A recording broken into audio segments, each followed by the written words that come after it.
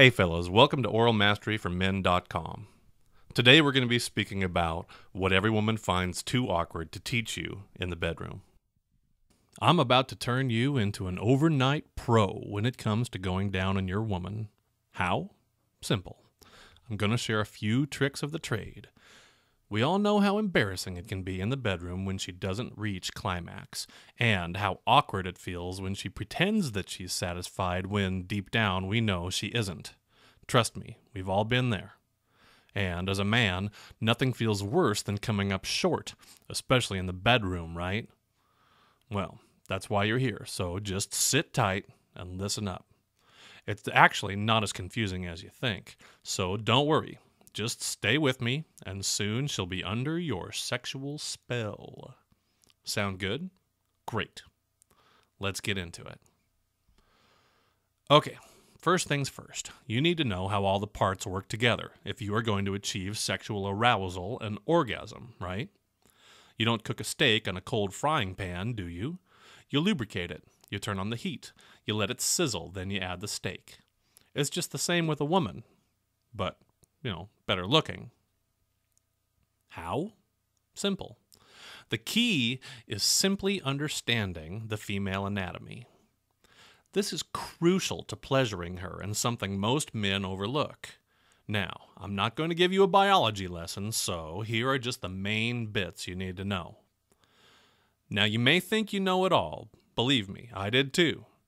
But it never hurts to educate yourself simply by going back to basics. So let's take a look at the anatomy of the vagina. Easy there. Calm down. That's not what I'm talking about.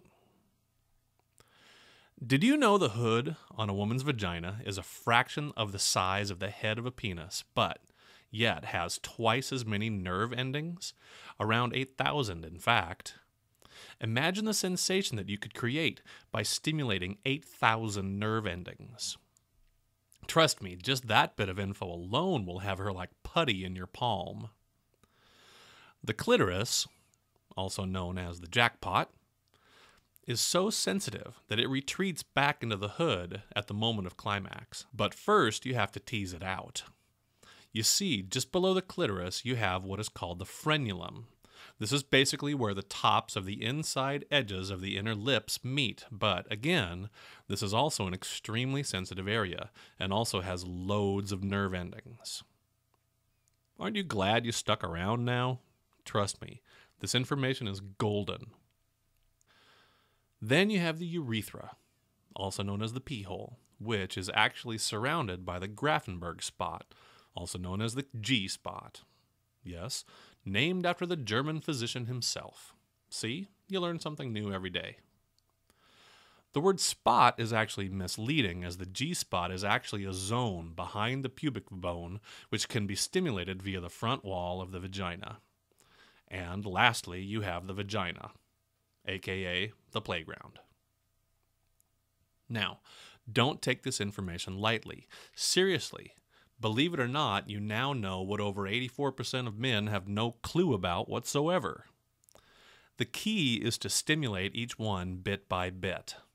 Imagine, first you create some arousal by stroking or rubbing with your hand or gently kissing her outer lips. You then move to the inner lips and then the frenulum with all those nerve endings. Then you leave the hood to last. It really is a case of what she prefers, but go ahead and mix it up a bit and ask her what she likes. Now you've got the basics down, you almost can't lose. Don't forget, it's really important that you create arousal first. Remember, you're taking her on a journey, and just like any other journey, make sure you know what you have packed and what else you need to bring. Same philosophy here. Know your basics and arm yourself with the right tools. And trust me, she won't be able to wipe that big cheesy grin off her face. Anyway, that's all the time I have today. If you want more information, don't forget to check us out at oralmasteryformen.com, or just click the link below and make her fantasy a reality tonight.